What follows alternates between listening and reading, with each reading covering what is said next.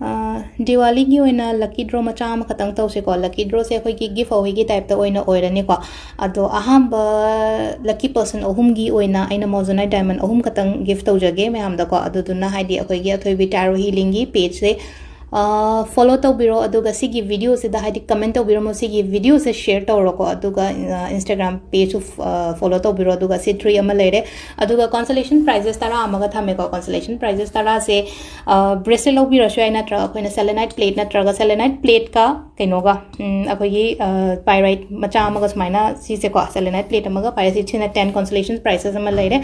अदुगा अहुम अमना को अहम बगी अहुम सिना हाइडी सिगी नुंग से ngata ओइना हाइडी मी अहुम को अखोइना अदुम सनादा कई साबीगे खोपीगे को सोंगे अपामने नुंग खतंग ओइना अखोइना अखोई साइडगी पीजरेको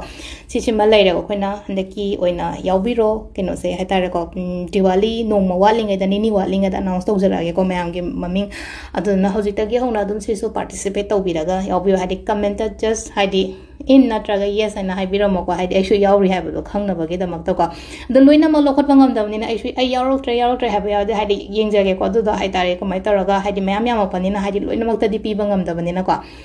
मैम ऑल द बेस्ट